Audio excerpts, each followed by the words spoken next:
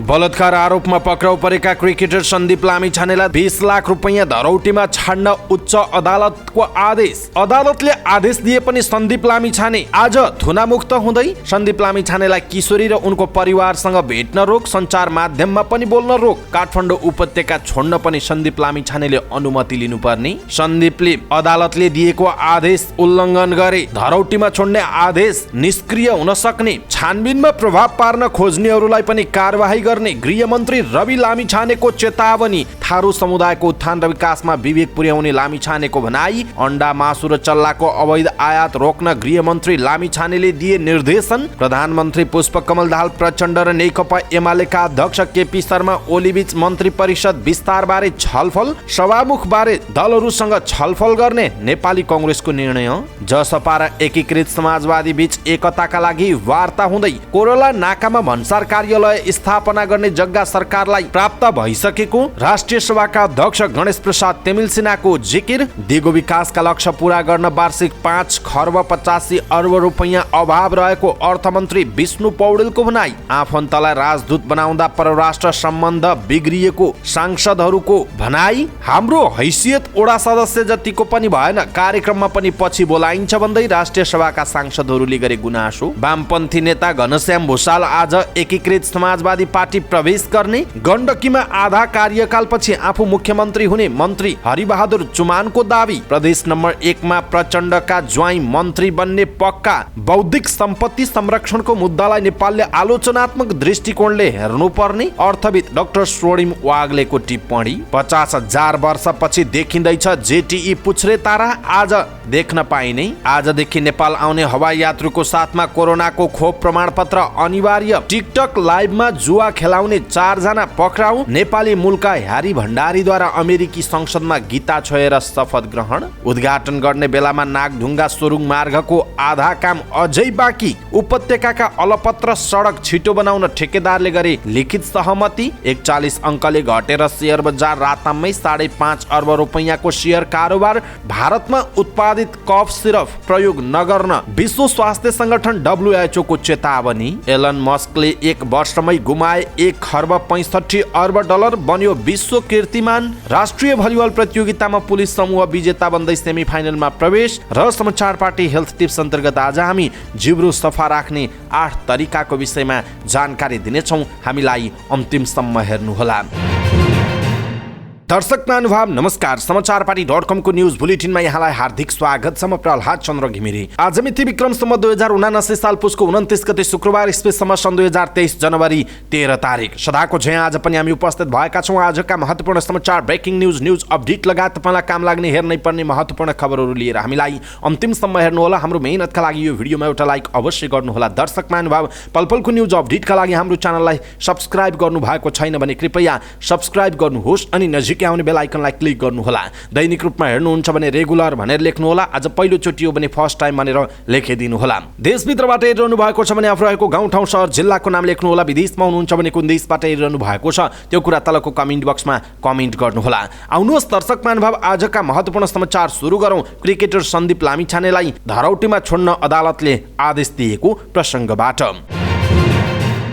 बलात्कार आरोपमा पक्राउ परेका क्रिकेटर सन्दीप लामिछानेलाई धरौटीमा छाड्न उच्च अदालत पाटनले आदेश दिएको छ। लामिछानेलाई पूर्वपक्षका लागि थुनामा पठाउने जिल्ला अदालत काठमाडौँको आदेश बदर गर्दै उच्च अदालत पाटनले 20 लाख रुपैयाँ धरौटीमा रिहा गर्न आदेश दिएको हो। उच्च अदालत पाटनका न्यायाधीश ध्रुवराज नन्द र रमेश ढकालको संयुक्त इजलासले सन्दीपलाई धरौटीमा छोड्न आदेश दिएको हो। अदालतको आदेशपछि सञ्चारकर्मीहरूसँग कुराकानी गर्दै अधिवक्ता सरोज कृष्ण घिमिरेले अदालतले धरौटीमा छोड्न आदेश दिएको र आज सन्दीप लामिछानेले धरौटी राखेर निस्किने बताउनु भएको छ। यसअघि गएको कार्तिक 18 गते काठमाडौँ जिल्ला अदालतले सन्दीपलाई पूर्वपक्षका लागि कारागार चलान गर्न आदेश दिएको थियो। आदेश विरुद्ध सन्दीपका वकिलले उच्च अदालतमा पुनरावेदन गरेका थिए। सन्दीप विरुद्ध 17 वर्षीय किशोरीलाई जबरजस्ती करणी गरेको भन्दै भदौ 21 गते जाहेरी दिएकी थिइन् भने प्रहरीले लामिछानेलाई असोजको 20 गते त्रिभुवन अन्तर्राष्ट्रिय विमानस्थलबाट पक्राउ गरेको थियो। दर्शक महानुभाव, सन्दीप लामिछानेलाई 20 लाख रुपैयाँ धरौटीमा छोड्न उच्च अदालतले आदेश दिएको छ। यसप्रति तपाईँको धारणा के छ? आफ्नो धारणा तलको कमेन्ट बक्समा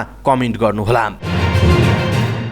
क्रिकेटर सन्दीप लामिछानेलाई अदालतले 20 लाख रुपैयाँ धरौटीमा छोड्न आदेश दिएको छ। उच्च अदालत पाटनले दिएको आदेश जिल्ला अदालत काठमाडौँ हुँदै कारागारसम्म आइपुग्नु पर्ने भएकाले उनी आज छोड्दैछन्। सन्दीप लामिछाने आज मात्र थुनामुक्त हुने भएका हुन्। हिजो अदालतले आदेश दिए पनि उनको आदेश कारागारसम्म आइपुग्नु पर्ने भएकाले आज छुट्ने कारागारका जेलर लक्ष्मीप्रसाद बास्कोटाले बताउनु भएको छ।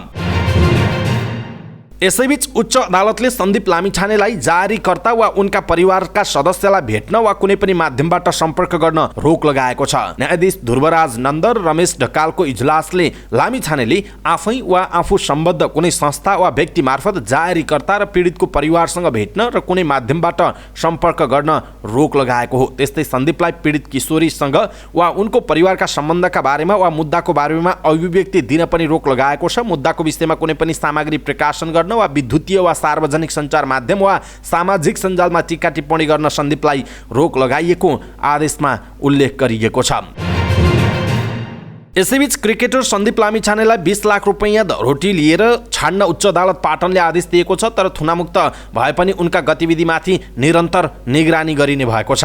अदालतको आदेश अनुसार लामिछानेले काठमाडौँ उपत्यका छाड्दा पनि प्रशासनको अनुमति लिनुपर्नेछ। मुलुक बाहिर जान चाहिँ प्रतिबन्ध लगाइएको छ। उच्च अदालत पाटन स्रोतका अनुसार उनको गतिविधिलाई प्रहरीले निगरानी गरिरहने पनि जनाइएको छ। लामिछानेले पीडित परिवारसँग कुनै पनि सूत्र मार्फत सम्पर्क गर्न नपाउने भनिएको छ। न्यायाधीश रमेश ढकाल र ध्रुवराज नन्दको इजलासले यस्तो आदेश दिएको छ। एक नाबालिकालाई बलात्कार गरेको अभियोगमा जिल्ला अदालत काठमाडौँले उनलाई पूर्वपक्षका लागि थुनामा पठाएको थियो। जिल्ला अदालतको आदेश विरुद्ध सन्दीपले उच्च अदालत पाटनमा पुनरावेदन गरेका थिए। सन्दीप विरुद्धको बलात्कारको मुद्दा भने जिल्ला अदालत काठमाडौँमा विचाराधीन अवस्थामा रहेको छ।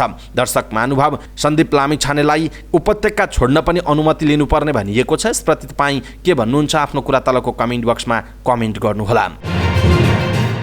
बलात्कारको आरोपमा थुनामा रहेका क्रिकेटर सन्दीप लामिछानेलाई धरौटीमा छाड्ने आदेश दिएको उच्च अदालत पाटनले 4वटा अवस्थामा आफ्नो आदेश निष्क्रिय हुन सक्ने बताएको छ। उच्च अदालतले उनलाई विदेश जान रोक लगाएको छ। तर सन्दीप विदेश गएको तथ्य सहित जिल्ला सरकारी वकिलको कार्यालय काठमाडौँले जिल्ला अदालतमा निवेदन दिएमा र सो तथ्य प्रमाणित भएमा धरौटीमा छाड्ने आदेश खारेज हुने पनि उच्च अदालतको आदेशमा उल्लेख छ। त्यस्तै लामिछानेले विचाराधीन यो मुद्दाको बारेमा कुनै टीका टिप्पणी गरेको प्रमाणसहित जारीकर्ता किशोरी वा उनको परिवारको सदस्य वा जिल्ला सरकारी वकिल कार्यालय काठमाडौँले जिल्ला अदालतमा निवेदन दिएमा र सो निवेदन बेहोरा प्रमाणित भएमा पनि आदेश खारेज हुन सक्छ। उनी फेरि थुनामा जान सक्ने सम्भावना हुन्छ। सन्दीप आफैले वा उनका आफन्त र परिवारसँग सम्पर्क गरेमा र उनीहरूलाई कुनै डर, त्रास, धम्की वा दबाब दिएमा वा प्रलोभनमा पारेमा पनि आदेश खारेज हुने उच्च अदालत पाटनले भनेको छ। अदालतको आदेश विपरीत सन्दीपले काठमाडौँ उपत्यका छोडेको प्रमाणसहित जिल्ला सरकारी वकिलको कार्यालय काठमाडौँले जिल्ला अदालतमा निवेदन दिएमा र सो निवेदनको बेहोरा विश्वसनीय देखिएमा पनि सन्दीपलाई धरौटीमा छोड्न आदेश हुन सक्ने उच्च अदालत पाटनको आदेशमा उल्लेख गरिएको छ। दर्शक महानुभाव, यस्ता 4वटा अवस्थामा निष्क्रिय हुन सक्छ सन्दीपलाई धरौटीमा छाड्ने आदेश भन्ने यो समाचार अनलाइन खबरमा छ। हामीले यहाँहरूमा समय सान्दर्भिक ठानेर प्रस्तुत गर्यौं। आभार गर्यौं अनलाइन खबरबाट। यसप्रति तपाईँ के भन्नुहुन्छ? कृपया आफ्नो कमेन्ट तलको कमेन्ट बक्समा कमेन्ट गर्नुहोला। सन्दीप लामिछानेपछि अब कुराकानी गरौं गृहमन्त्री रवि लामिछानेको। उपप्रधानमन्त्री तथा गृहमन्त्री रवि लामिछानेले अपराध छानबिनमा प्रभाव पार्न खोज्नेहरूलाई समेत कारवाही गर्ने चेतावनी दिनुभएको छ। चितवन पुग्नुभएका गृहमन्त्री लामिछानेले महसुस गर्न सक्ने गरी शान्ति सुरक्षा कायम गर्ने बताउनुभयो। कुनै पनि दलले वा अनुसन्धानमा बाधा पुर्याउने मेरो मान्छे छोडिदेऊ भनेको सुन्न पर्दैन उहाँले भन्नुभयो। बरु त्यस्तो भनेको प्रमाण ल्याउनु भयो भने भन्ने मान्छेलाई पनि कानुनी दायरामा ल्याउन सकिन्छ उहाँको भनाइ छ। राष्ट्रिय स्वतन्त्र पार्टीका सभापति समेत रहनुभएका लामिछानेले आफ्नो दलका कोही कसैले प्रभाव पार्न खोजे निर्मम भएर काम गर्न प्रहरी प्रशासनलाई निर्देशन दिएको बताउनुभयो। चुनावका बेला आफूले गरेको कुनै पनि वाचा नबिर्सिएको भन्दै उपप्रधान तथा गृहमन्त्री लामिछानेले भन्नुभएको छ, राम्रो कति गर्न सक्छु थाहा छैन, तर नराम्रो एउटा पनि गर्दिन। कति दिन, महिना, वर्ष रहन्छु थाहा छैन, तर सफा हात बोकेर छिरेको छु, सफा हात लिएर निस्कन्छु उहाँको भनाइ रहेको छ। दर्शक महानुभाव, रवि लामिछानेको यो भनाइप्रति तपाईँको धारणा के छ? आफ्नो धारणा तलको कमेन्ट बक्समा कमेन्ट गर्नुहोला। उपप्रधानमन्त्री एवं गृहमन्त्री रवि लामिछानेले थारू समुदायको उत्थानका लागि आफू लागि पर्ने बताउनुभयो। पूर्वी चितवनको खैरहनीमा सुरु भएको 8औं खिचरा महोत्सवको उद्घाटन कार्यक्रममा उहाँले थारू समुदायको समस्या समाधानमा सरकार र आफ्नो मन्त्रालय लागि पर्ने बताउनुभयो। थारू संस्कृति जगेर्ना हाम्रो जिम्मेवारी भएको भन्दै उहाँले यो समुदायको संस्कृति जगेर्ना गर्नका लागि यस्ता मेला महोत्सव आवश्यक पर्ने बताउनुभयो। कार्यक्रममा बागमती प्रदेशका आर्थिक मामिला तथा योजना मन्त्री जगन्नाथ थपलियाले थारू संस्कृतिको माघी पर्व अहिले सबै समुदायको साझा बन्न सफल भएको पनि बताउनु भएको छ।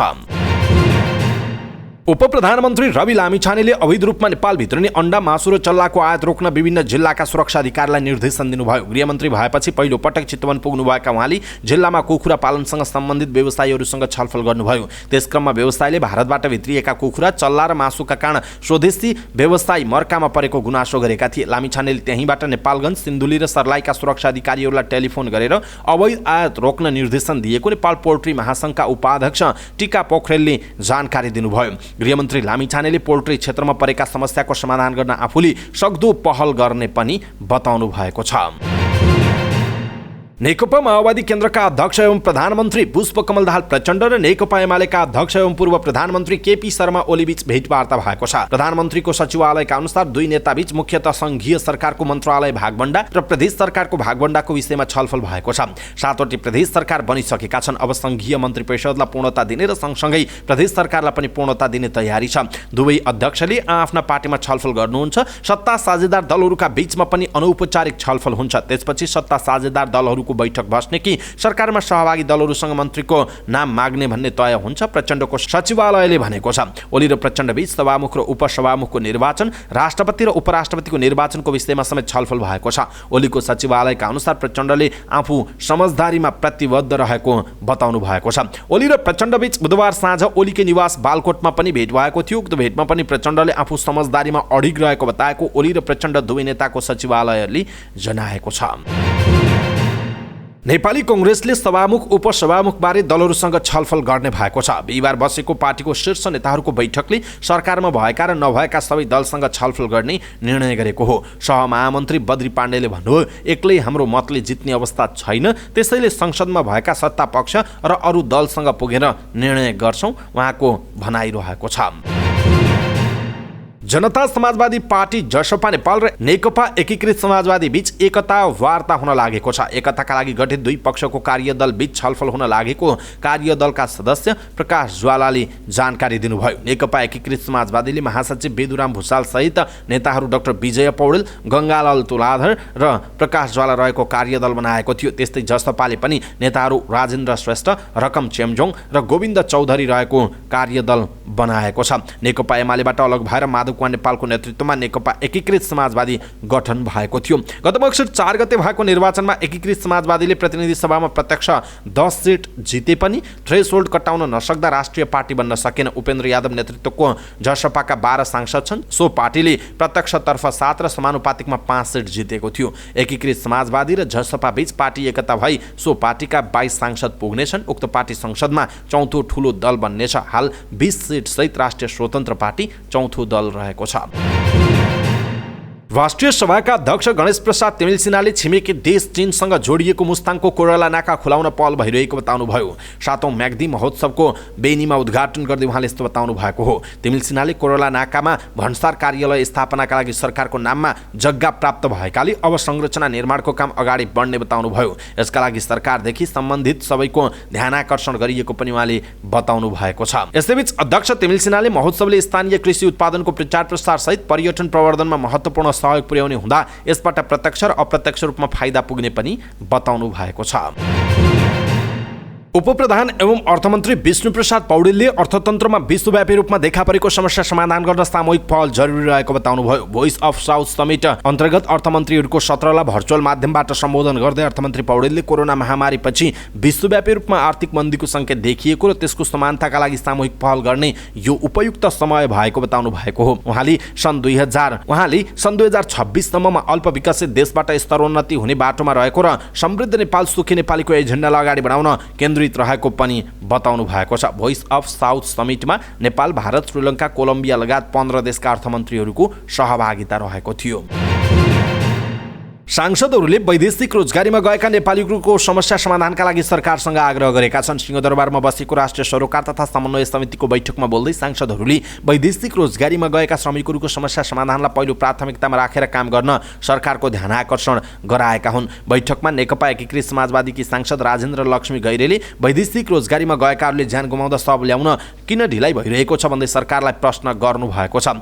त्यस्तै गरी नेकपा माओवादी केन्द्रका सांसद जगतबहादुर पार्कीले विदेशी लगानी नभित्र्याइकन देशलाई समृद्ध बनाउन नसकिने बताउनु भएको छ। त्यस्तै गरी एमाले सांसद दिपा गुरुङले उत्पादन गर्न नसकेसम्म लगानी गर्न सक्ने अवस्था नहुने बताउनुभयो। उहाँले उत्पादन गर्दा आउने समस्यालाई समाधान गरेर अगाडि बढ्दै कर्मचारीको पूर्णता दिई काम छिटो र छरितो बनाउनु पर्ने बताउनुभयो। त्यस्तै गरी नेकपा एकीकृत समाजवादीकी सांसद जयन्ती देवी राईले लगानी गर्न उद्यमीहरू उत्साहित नदेखिएको भन्दै उद्योगीहरूलाई लगानी मैत्री वातावरण सृजना गर्न सरकारसँग आग्रह गर्नुभयो। लोकसभा नेपालका सांसद शेखर कुमार सिंहले नेपाललाई आत्मनिर्भर बनाउन परराष्ट्र मन्त्रालयले आफ्नो भूमिका खेल्नुपर्ने बताउनुभयो। एमाले सांसद रामचन्द्र राईले अझै पनि नीतिगत व्यवस्थामा भएका कुराहरूको कार्यान्वयन हुन नसक्नु दुःखद रहेको बताउनुभयो। माओवादी केन्द्रका सांसद गोपी बहादुर सार्कीले वैधानिक रूपमा वैदेशिक रोजगारीमा जानेहरूको समस्या खासै नरहेको भए पनि अवैधानिक रूपमा जानेहरू भने धेरै समस्यामा पर्ने गरेको बताउनुभयो। उहाँले उनीहरूको उद्धार गर्ने कुरा चुनौतीको विषय बनेको बताउनुभयो। एमाले सांसद सोनाम गोल्जेन शेर्पाले राजदूत नियुक्ति गर्दा कूटनीति जानेका व्यक्ति नभई राजनीतिक दलहरूले आफन्तलाई स्थान दिँदा परराष्ट्र सम्बन्धमा दरार पैदा भएको बताउनुभयो। उहाँले कस्तो व्यक्तिलाई राजदूत नियुक्ति गर्ने भन्ने बारेमा स्पष्ट कानुन बनाउनु पर्नेमा जोड दिनुभयो। यसैबीच राष्ट्रिय सभाका सदस्यहरूले आफूहरूको मर्यादा क्रममा पार्टीभित्र र बाहिर दोस्रो दर्जाको सांसद जस्तो भएको गुनासो गरेका छन्। राष्ट्रिय सभा अन्तर्गतको दिगो विकास तथा सुशासन समितिको बैठकमा बोल्दै सांसदहरूले राष्ट्रिय सभा सदस्यको राज्यले दिएको र स्वयं व्यक्तिगत रूपमा पाउनुपर्ने मर्यादा क्रमप्रति असन्तुष्टि जनाएका छन्। उनीहरूले पार्टीभित्र प्रतिनिधि सभा सदस्य र राष्ट्रिय सभा सदस्यलाई दिने मान्यतामा धेरै फरक रहेको गुनासो गरेका छन्। उनीहरूले राष्ट्रिय सभा सांसदलाई सार्वजनिक कार्यक्रम तथा विभिन्न समारोहमा समेत प्रतिनिधि सभा सदस्यभन्दा तल राखिने गरेको भन्दै आपत्ति जनाएका हुन्। राष्ट्रिय सभा सदस्य नारायण प्रसाद दाहालले पार्टीभित्र संसदीय दलको बैठक बस्दा दोस्रो दर्जाको सांसद जस्तो हुने गरेको गुनासो गर्नुभयो। उहाँले राज्यले दिएको मर्यादा र स्वयं व्यक्तिले पाउने मर्यादा समेत नपाएको बताउनुभयो। विभिन्न कार्यक्रममा समेत प्रतिनिधि सभा सांसदलाई पहिला र राष्ट्रिय सभा सांसदलाई पछि बोलाउने गरेको उहाँले बताउनु भएको छ। सांसद विमला घिमिरेले राष्ट्रिय सभा सदस्यमा गृह मन्त्रालयले बनाएको मर्यादा क्रम सच्याउनु पर्ने बताउनु भएको छ। त्यस्तै सांसद कमलादेवी पन्तले प्रतिनिधि सभा नचल्ने बित्तिकै राष्ट्रिय सभा नचल्ने अवस्था भएर राष्ट्रिय सभाको औचित्य नभएको महसुस भएको सुनाउनु भएको छ। सांसद सिंहबहादुर विश्वकर्माले प्रतिनिधि सभाका सांसद बौद्धिक रूपमा माथि भए पनि राष्ट्रिय सभा सदस्य नै उनीहरूभन्दा माथि हुने बताउनु भएको छ। राष्ट्रिय सभाका सदस्यहरूको हैसियत ओडा सदस्यको पनि ओडा सदस्य जतिको समेत नभएको उहाँले गुनासो गर्नुभयो। दर्शक महानुभाव, राष्ट्रिय सभाका सांसदहरूले ओडा सदस्यको जतिको पनि आफूलाई हैसियत भएन, कार्यक्रममा पनि पछि बोलाइन्छ भन्दै गरेको गुनासोप्रति तपाईँको धारणा के छ? आफ्नो कुरा तलको कमेन्ट बक्समा कमेन्ट गर्नुहोला। नेकपा एमालेका पूर्व उपमहासचिव एवं वामपन्थी नेता घनश्याम भुषाल आज नेकपा एकीकृत समाजवादी पार्टीमा प्रवेश गर्नुहुने भएको छ। आज नयाँ बानेश्वरको एक होटलमा पत्रकार सम्मेलन गरेर भुषाल एकीकृत समाजवादीमा प्रवेश गर्न लाग्नु भएको उहाँको सचिवालयले जनाएको छ। एमाले र माओवादी मिलेर बनेको नेपाल कम्युनिस्ट पार्टीभित्र अन्तर्विरोध हुँदादेखि भुषाल अध्यक्ष केपी शर्मा ओलीको कडा आलोचक हुनुहुन्थ्यो। तत्कालीन समयमा प्रधानमन्त्री रहनुभएका ओलीले संसद विघटन गरेपछि उहाँले चर्को विरोध गर्नुभयो। त्यस्तै महाधिवेशनमा पनि ओलीको निर्देशन विपरीत भुषालले उम्मेदवारी दिनुभएको थियो। गएको मक्सिर 4 गते भएको चुनावमा एमालेले टिकट नदिएपछि उहाँले एमाले छाडेर माओवादीको समर्थनमा रूपन्देहीबाट उम्मेदवारी दिनुभएको थियो। चुनावमा पराजित भएपछि उहाँ निष्क्रिय जस्तै हुनुहुन्थ्यो। एकीकृत समाजवादीले घनश्याम भुषाललाई आज नै सचिवालय सदस्यमा मनोनयन गर्ने तयारी गरेको छ। भुषालले एकीकृत समाजवादीमा रहेर ठूला पार्टीलाई एक बनाउन पहल गर्ने बताउनु भएको छ।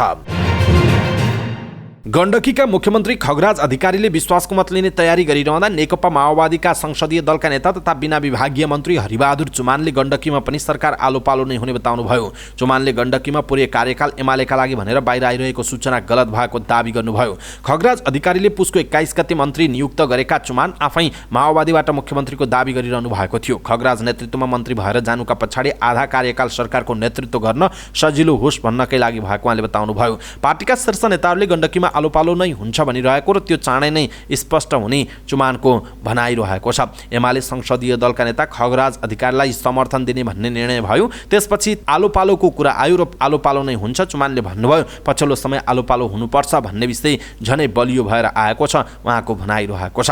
सरकारलाई सफल पार्नका लागि दलको नेताकै नेतृत्वमा मन्त्री परिषदमा जाँदा उपयुक्त हुन्छ भन्ने भएकैले आफू मन्त्री भएर गएको पनि चुमानले दाबी गर्नुभएको छ। प्रदेश एक सरकारमा को मन्त्री बन्ने भन्ने विषयमा नेकपा माओवादी केन्द्रभित्र हानाथाप सुरु भएको छ। 13 जना सांसद रहेको माओवादी केन्द्रले केही दिनभित्रै 3 जनालाई सरकारमा पठाउने तयारी गरेको छ। माओवादी स्रोतका अनुसार प्रदेशसभा सदस्य जीवन आचार्य मन्त्री बन्ने लगभग पक्का छ। उहाँ माओवादी अध्यक्ष तथा प्रधानमन्त्री पुष्पकमल दाहाल प्रचण्डका कान्छा ज्वाइँ हुनुहुन्छ। अन्य 2 जनाको नाम छनौटका लागि नेतृत्वलाई सकस भएको जनाइएको छ।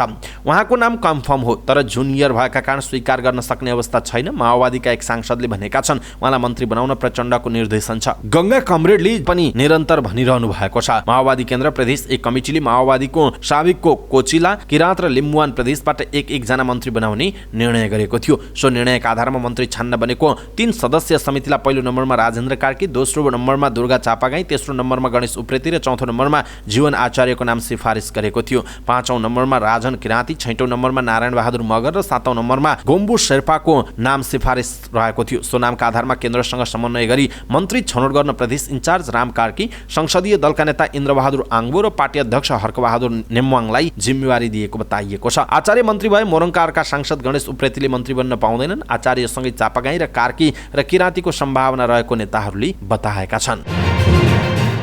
अर्थविद डाक्टर स्वर्णिम वाग्लेले बौद्धिक सम्पत्ति संरक्षणको मुद्दालाई आलोचनात्मक दृष्टिले हेर्नुपर्ने बताउनु भएको छ। काठमाडौँमा बौद्धिक सम्पत्ति संरक्षण समाजले आयोजना गरेको आर्थिक विकास र बौद्धिक सम्पत्ति विषयक अन्तर्क्रिया कार्यक्रममा बोल्दै वाग्लेले बौद्धिक सम्पत्ति संरक्षणको मुद्दा अमेरिकाले बढी प्राथमिकता दिएर उठाएकाले नेपालले आलोचनात्मक दृष्टिले हेर्नुपर्ने बताउनुभयो। उहाँले बौद्धिक सम्पत्तिलाई विकसित देशहरूले विश्व व्यापार संगठनको सदस्यमा जबरजस्ती बनाएको बताउनुभयो। बौद्धिक सम्पत्तिलाई विश्व व्यापार संगठनको सदस्यमा राख्दा इन्फोर्स गर्न सजिलो हुने उहाँको भनाइ छ। अर्थविद वाग्लेले बौद्धिक सम्पत्तिलाई अमेरिकाले तीव्र रूपमा अगाडि बढाएकोमा पश्चिमा देशहरूले नै आलोचनात्मक टिप्पणी गरिरहेको बताउनुभयो। उहाँले अल्पविकसित देशका लागि तीव्र गतिमा बौद्धिक सम्पत्ति मुद्दा अगाडि आउँदा आवश्यक हुने नहुने सुझबुझपूर्ण निर्णयको आवश्यकता देखिएको पनि बताउनु भएको छ।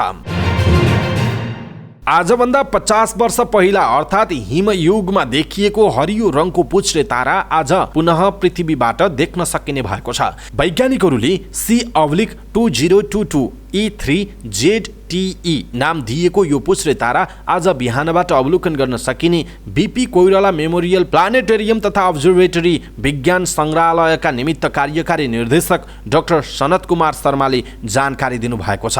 उहाँले भन्नुभएको छ आजभन्दा 50,000 वर्ष पूर्व हिमयुगमा देखिएको हरित रङको पुच्छ्रे तारा पृथ्वीबाट फेरि देख्न सकिन्छ। होमो सेपियन्स अर्थात् हाम्रा पूर्वजहरू पृथ्वीमा विचरण गरिरहेको समयमा सौर्यमण्डलमा देखिएको थियो। शुक्रबारबाट नेपालबाट पनि देख्न सक्छौं उहाँको भनाइ छ। उहाँका अनुसार यो पुच्छ्रे तारा सूर्यको वरिपरि आफ्नो कक्षमा परिभ्रमण गर्ने क्रममा 29 पुसमा सौर्यको सबैभन्दा नजिक आउने भएकाले त्यसपश्चात केही हप्तासम्म अवलोकन गर्न सकिन्छ। आँखाले देख्न नसके पनि बाइनाकुलर र टेलिस्कोपको सहायताले अवलोकन गर्न सकिने उहाँको भनाइ छ। अहिले आँखाले देख्न नसक्ने भए पनि माघ 18 गतेपछि भने केही समय आँखाले पनि देख्न सकिने उहाँले बताउनुभयो। नेपालबाट पनि यस दुर्लभ हरित पुच्छ्रे तारालाई ध्रुव ताराको नजिक माघ महिनाको दोस्रो सातासम्म बेलुका 7 बजेपछि देख्न सकिने उहाँले बताउनु भएको छ। हाम्रा पुर्खा तथा होमो सेपियन्सले सायद उक्त पुच्छ्रे तारालाई विगतमा अवलोकन गरेका होलान् र कालान्तरमा उक्त पुच्छ्रे तारा काल चक्रमा प्रवाहित हुँदै सौर्यमण्डलको बृहत्तर विकास दूरीलाई छिचोल्दै पुनः हामी सामु प्रकट भएको छ। यो पुच्छ्रे तारा माघ 18 गतेमा पृथ्वीको नजिकमा 42 करोड किलोमिटरको दूरीसम्म आइपुग्ने शर्माले बताउनुभयो। उहाँले भन्नुभएको छ अहिले हाल उक्त पुच्छ्रे तारालाई पृथ्वीको उत्तरी गोलार्धमा बस्नेले अवलोकन गर्न सक्नेछन् भने माघपछि दक्षिणी गोलार्धमा बस्नेले पनि अवलोकन गर्न सक्नेछन्। पुच्छ्रे तारा एउटा टाउको र 2 वटा लामो र छोटो पुच्छरको रूपमा देखिनेछ। डाइकार्बन अणुहरूको कारणले गर्दा यो तारा हरियो रङको देखिने भएको हो। कुनै समयमा कुनै सङ्कटको सङ्केत भनेर मानिने पुच्छ्रे ताराहरू वैज्ञानिक जगतका लागि अहिले अनुसन्धानको विषय भएको छ। वैदिक युग तथा महाभारत युग भन्दा पनि धेरै पहिला पृथ्वीको नजिकमा आइसकेको उक्त पुच्छ्रे तारालाई बीपी कोइराला मेमोरियल प्लानेटेरियम तथा अब्जर्भेटरी र विज्ञान सङ्ग्रहालय विकास समितिले पनि निरन्तर रूपमा अध्ययन अवलोकन गर्ने जनाएको छ। हवाई मार्गबाट नेपाल आउने सबै यात्रुले अब क्युआर कोड सहितको कोभिड-19 खोपको प्रमाणपत्र बोक्नुपर्ने भएको छ। यस्तो प्रमाणपत्र नहुने यात्रुले 72 घण्टाभित्रको आरटी-पीसीआर नेगेटिभ परीक्षण रिपोर्ट पेश गर्नुपर्ने प्रावधान रहेको छ। नेपालबाट अन्तर्राष्ट्रिय उडान गर्ने 2 वायु सेवा कम्पनी नेपाल एयरलाइन्स र हिमालय एयरलाइन्सले सूचना निकाल्दै यसबारे यात्रुलाई सूचित गरेका छन्। नेपाल नागरिक उड्डयन प्राधिकरणले अनिवार्य गरेको यो प्रावधान बिना नै विमानस्थल आउने र अलपत्र पर्ने अवस्था आएसँगै वायु सेवा कम्पनीहरूले नेपाल सरकारले तोकेको यो प्रावधानलाई लापरवाही नगरी पालना गर्न समेत अनुरोध गरेका छन्। पछिल्लो समय चीनले आफ्ना नागरिकलाई भ्रमण खुल्ला गरेको छ। त्यससँगै विभिन्न मुलुकले यात्रुको आवत-जावतमा कडाई गरिरहेका छन्। भिडियो शेयरिङ एप टिकटकमा लाइभमा आएर जुवा खेलाउने 4 जनालाई प्रहरीले पक्राउ गरेको छ। पक्राउ पर्नेमा दाङ राप्ती गाउँपालिका 3 घर भई ललितपुर महानगरपालिका 17 ग्वाडको बस्ने 21 वर्षीय ऋषि प्रकाश योगी, भक्तपुर सूर्यविनायक नगरपालिका 10 का 27 वर्षीय कपिल गिरी, मध्यपुर थिमी नगरपालिका 6 घर भई मध्यपुर 1 बस्ने 21 वर्षीय प्रेम कठायत र कैलाली गौरी गंगा नगरपालिका 6 घर भई मध्यपुर थिमी बस्ने 20 वर्षीय दिल्लीराज अवस्थी रहेका छन्। उनीहरूले काठमाडौँ उपत्यका आफ्नो ई सेवा लगायतका डिजिटल वालेटमा विभिन्न व्यक्तिहरूलाई पैसा जम्मा गर्न लगाई जुवा खेलाउने गरेको भन्ने सूचनाको आधारमा पक्राउ गरेको काठमाडौँ उपत्यका अपराध अनुसन्धान कार्यालयले जनाएको छ। उनीहरूलाई गएको मंगलबार काठमाडौँ उपत्यका ग्वाडकोट सूर्यविनायक लोकन्थली लगायतका ठाउँबाट पक्राउ गरिएको कार्यालयका प्रहरी उपरीक्षक कृष्ण प्रसाद कोइरालाले बताउनु भएको छ। पक्राउ परेकाहरूलाई मुलुकी अपराध संहिता 2074 को दफा 125 को उपदफा 1 बमोजिमको कसुरमा आवश्यक अनुसन्धान एवं कारबाहीका लागि जिल्ला प्रहरी परिसर ललितपुर प्रहरी वृत्त जगाती र ठिमी पठाइएको प्रहरीले जनाएको छ। अमेरिकाको मेरील्यान्ड राज्यको जनरल एसेम्ब्लीमा दोस्रो पटक विजय हासिल गरेका नेपाली मूलका पहिलो अमेरिकी विधायक डाक्टर ह्यारी भण्डारीले शपथ ग्रहण गरेका छन्। नेपाली मूलबाट अमेरिकाको राज्य संसदमा प्रतिनिधित्व गर्नेमा भण्डारी पहिलो हुन्। मेरील्यान्ड राज्यको राजधानी एनापोलिसमा आयोजित शपथ ग्रहण कार्यक्रममा भण्डारीले भागवत गीता छोएर शपथ लिएका हुन्। शपथ ग्रहणपछि भण्डारीले अमेरिकी प्रजातन्त्रको सुन्दर पक्ष र समावेशिताका कारण एक आप्रवासीको रूपमा मतदाताले मत दिएर विजय गराउनु महत्त्वपूर्ण उपलब्धि भएको बताएका छन्। हाम्रो तर्फबाट पनि ह्यारी भण्डारीलाई धेरै धेरै बधाई र सफल कार्यकालको शुभकामना। कृपया तपाईले पनि आफ्ना शुभकामनाका सन्देश तलको कमेन्ट बक्समा कमेन्ट गर्नुहोला। नागढुङ्गा सुरुङ मार्ग निर्माणको शिलान्यास भएको 38 महिनामा करिब 48% काम मात्रै सकिएको छ। 42 महिनाभित्र सक्ने गरी 2076 साल कार्तिक 4 मा सुरुङ मार्ग आयोजना निर्माण सुरु भए पनि मुआब्जा सहित पूर्व तयारीको काममा भएको ढिलाइले आयोजना निर्धारित समयमा नसकिने निश्चित भएको छ। लक्ष्य अनुसार काम हुने हो भने अबको 4 महिना अर्थात् आगामी वैशाखभित्र आयोजनाको काम सकिनुपर्छ। तर अहिलेसम्म मुख्य सुरुङ मार्ग र फ्लाइओभरको संरचनाको काम नै धेरै बाँकी रहेकाले आयोजना तोकिएको समयमा भन्दा कम्तीमा 1 वर्षपछि धकिलिने निश्चित भएको जनाइएको छ। उद्घाटन गर्नुपर्ने समयमा आयोजनामा करिब आधा मात्रै काम सकिने अवस्था आएको आयोजनाका एक अधिकारीले बताएका छन्। ढिला भए पनि अरू आयोजनामा जस्तो चरम ढिलाइ भएको छैन। अधिकारीले भनेका छन् प्राविधिक रूपमा जटिल मानिएको सुरुङको काम सकिएर फ्लाइओभर निर्माण भएपछि अरू काम फटाफट सकिन्छ उनको भनाइरहेको छ। अहिलेसम्म मूल सुरुङ मार्ग र त्यसका सहायक सुरुङ मार्ग खण्ड खन्ने काम 73.3% सकिएको सुरुङ मार्ग आयोजनाले जनाएको छ। आयोजनाका अनुसार मुख्य सुरुङ मार्गको 2688 मिटर मुख्य सुरुङ मार्ग मध्ये 1782 मिटर सुरुङ खनिएको छ। आकस्मिक रूपमा उद्धार गर्न बनाइने इभ्याकुएसन सुरुङको 2557 मिटर सुरुङ मध्ये 2046 मिटर सुरुङ खनिएको जनाइएको छ। निर्माण व्यवसायीले आफूले काठमाडौँ उपत्यकाभित्र ठेक्का लिएका आयोजनाहरू सक्ने समयसीमा तोकेर लिखित प्रतिबद्धता व्यक्त गरेका छन्। उपप्रधान तथा भौतिक पूर्वाधार तथा यातायात मन्त्री नारायण काजी श्रेष्ठको उपस्थितिमा मन्त्रालयका सचिव गोपाल सिगदेल र विभागका महानिर्देशक अर्जुन थापा सहित विभिन्न आयोजनाका प्रमुखहरू सहितको सहभागितामा निर्माण व्यवसायीहरूबीच छलफलका क्रममा सडक आयोजनाका निर्माण व्यवसायीहरूले आफ्नो निर्माण साइटमा काम गर्न भएको सजिलो अप्ठ्यारोबारे मौखिक रूपमा जानकारी दिएका थिए। उनीहरूले त्यहाँ आफ्नो ठेक्कामा रहेका आयोजना समय सीमाभित्र सम्पन्न गर्ने लिखित प्रतिबद्धता समेत व्यक्त गरेका छन्। अन्तर्क्रियामा सहभागी उपत्यकाका 3 जिल्लाका आयोजनाका ठेकेदारहरूले स्पष्ट समय सीमा तोकेर नै सम्पन्न गर्ने प्रतिबद्धता जनाइएको छ। काठमाडौँको महाङ्काल, भ्रिकुटी चोक, तेन्जिङ चोक, फैका आनीगुम्बा चपली बुढा नीलकण्ठ सडक निर्माण गरिरहेको तुदी प्रेरा जेबीले आगामी साल माघ मसान्तसम्म काम सक्ने जनाएको छ। सातले भण्डारी गार्मेन्ट आकाशेधारा बालुवा खाने सडकको निर्माण गरिरहेको दिवा शैलङ जेबीले कहिले निर्माण सकिन्छ भन्ने जानकारी गराएको छैन। शैलङ कन्स्ट्रक्सनले आकाशेधारा राम मन्दिर कृष्ण मन्दिर सडकको आगामी फागुन 15 सम्म सकाउने प्रतिबद्धता जनाएको छ। यसैबीच आशिष सीएम जयबाबा जेबीले आगामी माघ मसान्तसम्म सीतापाइला रामकोट भीमढुङ्गा सडकको निर्माण सक्ने जनाएको छ। यता महालक्ष्मी वर्ल्ड वाइड भण्डार धोदुङ जेबीले पेप्सी कोला 12 खेल सडक 2080 असार मसान्तसम्म, सुनकोशी प्रजिल जेबीले 2079 माघ मसान्तभित्र मित्रपार्क गौरीघाट गुइएश्वरी नयाँ बस्ती जोरपाटी सडकको काम सक्ने सहमति जनाएको उल्लेख गरिएको छ। शेयर बजार बिहिबार उच्च अङ्कले घटेर राताम्मै भएको छ। शेयर बजार परिसूचक नेप्से 41.04 अङ्कले घटेर 2149.39 बिन्दुमा झरेको छ।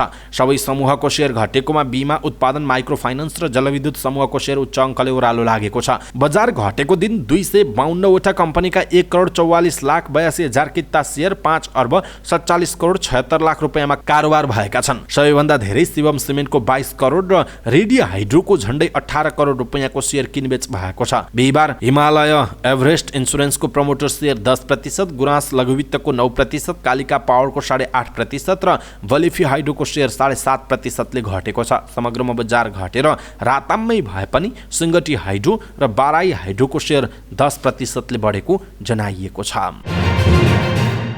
विश्व स्वास्थ्य संगठन WHO ले उज्बेकिस्तानमा कम्तीमा 20 जना बालबालिकाको मृत्युका लागि जिम्मेवार ठहरिएका भारतमा उत्पादित कफ सिरपको प्रयोग नगर्न आग्रह गरेको छ। WHO ले भारतको मेरियन बायोटेकले उत्पादन गरेका यी उत्पादनहरू गुणस्तरहीन भएको र कम्पनीले उनीहरूको सुरक्षा र गुणस्तरको बारेमा सुनिश्चितता प्रदान गर्न असफल भएको जनाएको छ।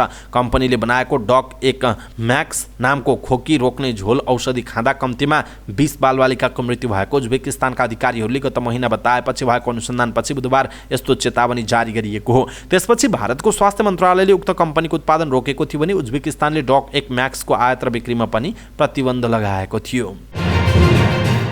केही समय अघिसम्म विश्वकै धनी व्यक्ति रहेका एलन मस्कले इतिहासमै सबैभन्दा धेरै सम्पत्ति गुमाउने विश्व कीर्तिमान तोडेका छन्। गिनिज वर्ल्ड रेकर्ड्सले 2021 को नोभेम्बरदेखि 2022 को डिसेम्बरसम्म एलन मस्कले 1 खर्ब 65 अर्ब डलर सम्पत्ति गुमाएको बताएको छ। यी तथ्याङ्कहरू फोर्ब्स पत्रिकाको तथ्याङ्कमा आधारित छन्। गिनिज वर्ल्ड रेकर्ड्सले मस्कले गुमाएको सम्पत्तिको मात्रा योभन्दा धेरै हुन सक्ने पनि जनाएको छ। गएको वर्ष 44 अर्ब डलरमा ट्विटर कम्पनी खरिद गरेपछि मस्कको विद्युतीय कार कम्पनी टेस्लाको शेयर मूल्यमा ठूलो गिरावट आएको छ। ट्विटर खरिद गरेपछि मस्कले टेस्लामा खासै ध्यान नदिएको लगानीकर्ताले गुनासो गरेका छन्। मस्कभन्दा पहिला सबैभन्दा धेरै सम्पत्ति गुमाउने मामिलामा विश्व कीर्तिमान जापानी प्राविधिक लगानीकर्ता मासायोशी सनको नाममा थियो। मासायोशी सनले सन् 2000 मा झण्डै 59 अर्ब डलर गुमाएका थिए। 7औं संस्करणको एनभिए राष्ट्रिय महिला तथा पुरुष क्लब भलिबल प्रतियोगिता अन्तर्गत महिलातर्फको खेलमा नेपाल पुलिस क्लब सेमी फाइनलमा प्रवेश गरेको छ। त्रिपुरेश्वरको राष्ट्रिय खेलकुद परिषद राखेपको कबड हलमा बिहिबार भएको खेलमा विभागीय टोली पुलिसले न्यू डायमन्डलाई 3-2 को सेटमा हराउँदै सेमी फाइनलमा प्रवेश गरेको हो। यस जितसँगै पुलिस समूह A को विजेता बन्यो। प्रतियोगितामा न्यू डायमन्ड पनि उपविजेता बन्दै सेमी फाइनलमा पुगेको छ। पहिलो सेट 25-22 ले जितेको पुलिसले खेलको दोस्रो सेट 22-25 ले गुमायो। त्यस्तै खेलको तेस्रो सेटमा पुलिसले 25-14 ले जित्यो भने खेलको चौथो सेट न्यू डायमन्डले 25-23 ले जित्यो। त्यसैगरी खेलको पाँचौं तथा अन्तिम सेट पुलिसले 15-10 ले जित्यो। त्यसैगरी बिहिबार भएको अर्को खेलमा सशस्त्र प्रहरी बल APF कृष्ण एकाडेमी क्लबलाई हराउँदै सेमी फाइनलमा प्रवेश गरेको छ। समूह B मा रहेको APF कृष्ण एकाडेमीलाई 3-0 को सोझो सेटमा हराउँदै सेमी फाइनलमा प्रवेश गरेको हो। APF ले पहिलो सेट 25-4, दोस्रोमा 25-4 र तेस्रो सेट 25-3 ले जितेको थियो। समाचार पार्टी न्यूज बुलेटिनमा पालो भएको छ समाचार पार्टी हेल्थ टिप्स। आजको समाचार पार्टी हेल्थ टिप्समा हामीले जिब्रो सफा राख्ने 8 तरिकाको विषयमा जानकारी दिनेछौँ। हामीलाई अन्तिमसम्म हेर्नुहोला। सबै नेपालीहरू माझ पुर्याउनका लागि यो भिडियोलाई आफ्नो फेसबुक, ट्विटर लगायतका सामाजिक सञ्जालमा शेयर गर्न नबिर्सिनुहोला। हामी दिनहुँ दाँत माझ्छौँ, जिब्रोको सफाइमा भने त्यति धेरै ध्यान पुर्याइरहेका हुँदैनौँ। जिब्रोमा जम्मा हुने सेतो पत्रले सास गराउने समस्या उत्पन्न गराउँछ। साथै स्वाद थाहा पाउन, शुद्धसँग उच्चारण गर्न समेत यसको सफाइमा ध्यान पुर्याउनुपर्छ। त्यो ध्यान पुर्याउने उपायहरू अथवा के हो त भन्ने विषयवस्तुमा आज हामीले जानकारी दिनेछौँ। सुरुमा कुराकानी गरौँ टङ क्लिनर। बजारमा प्लास्टिकका टङ क्लिनर पाइन्छन्। ब्रस गरिसकेपछि यसले बिस्तारै जिब्रो सफा गर्नुपर्छ, तर जोडले रगड्नु भने हुँदैन। नुन। जिब्रोमा जमेको सेतो पत्र र ब्याक्टेरिया हटाउन नुन ज्यादै उपयोगी हुन्छ। यसमा एन्टिसेप्टिक गुण हुन्छ। जिब्रोमा अलिकति नुन छरेर ब्रसले हल्कासँग स्क्रब गर्नुपर्छ। सातामा 2 पटक यसो गरी जिब्रो ब्याक्टेरिया रहित हुन्छ। नुन पानी। मनतातो पानीमा नुन हालेर सातामा 2 पटक कुल्ला गर्नाले जिब्रो सफा हुनुका साथै यसमा जम्मा भएका ब्याक्टेरियाबाट मुक्ति पाइन्छ। अर्को हो दही। खानासँग दही खाने गर्नाले क्यान्डिडा फङ्गसका कारण जिब्रोमा जमेको सेतो पत्र हट्छ र सास पनि शुद्ध हुन्छ। त्यस्तै अर्को हो भेजिटेबल ग्लिसरिन। मुख सुक्खा हुँदा जिब्रो फोहोर हुने र सास गनाउने गर्छ। यसबाट मुक्ति पाउन बजारमा पाइने भेजिटेबल ग्लिसरिन ल्याएर जिब्रोमा अलिकति हाली ब्रसले हल्का रगडेर मनतातो पानीले कुल्ला गर्नुपर्छ। दिनमा 2 पटक यसो गर्नाले जिब्रो सफा हुन गई यो गुलाबी रङको देखिन थाल्दछ। नरिवलको तेल। बिहान ब्रस गर्नु अघि नरिवलको तेल मुखमा हालेर केही समयसम्म कुल्ला गर्नुपर्छ। त्यसपछि मनतातो पानीले कुल्ला गर्नुपर्छ। हरेक दिन बिहान यसो गर्ने हो भने जिब्रो सफा हुन्छ र सास गनाउने समस्या पनि हटेर जान्छ। घिउकुमारीको रस। घिउकुमारीको रसमा जिब्रो र मुखमा रहेका ब्याक्टेरिया हटाउने गुण हुन्छ। 1 चम्चा एलोभेराको रस मुखमा लिएर केही बेर राख्ने र केही बेर कुल्ला गरी यसलाई थुकिदिने। त्यसपछि 1 चम्चा एलोभेरा जुस पिउने। 2 हप्तासम्म मात्रै यसो गर्नुभयो भने पनि सास गनाउने र जिब्रो फोहोर हुने समस्या हटेको महसुस गर्नुहुनेछ। र अन्त्यमा बेसार। बेसारमा पनि ब्याक्टेरिया नाशक तत्त्व हुने भएकाले जिब्रो सफा गर्न यसको प्रयोग गरिन्छ। यसका लागि आधा चम्चा बेसारमा कागतीको रस मिलाएर पेस्ट तयार गरी केही बेर जिब्रोलाई स्क्रब गरी कुल्ला गर्नुपर्छ। आधा चम्चा बेसारलाई पानीमा घोलेर कुल्ला गर्नाले जिब्रो सफा भई गुलाबी देखिन थाल्दछ। दर्शक महानुभाव, आज हामीले यहाँहरूलाई जिब्रो सफा राख्ने तरिकाको विषयमा जानकारी दियौँ। कस्तो लाग्यो आफ्नो धारणा तलको कमेन्ट बक्समा कमेन्ट गर्नुहोला। सबै नेपालीहरू माझ पुर्याउनका लागि यो भिडियोलाई सक्दो सेयर गर्नुहोला। आफ्नो फेसबुक, ट्विटर लगायतका सामाजिक सञ्जालमा, म्यासेन्जरमा आफन्त जनिष्ठ मित्रहरूलाई पठाइदिनुहोला।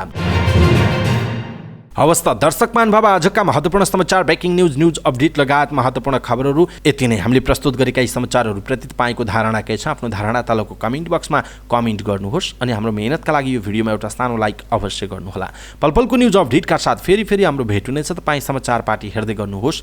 नमस्कार।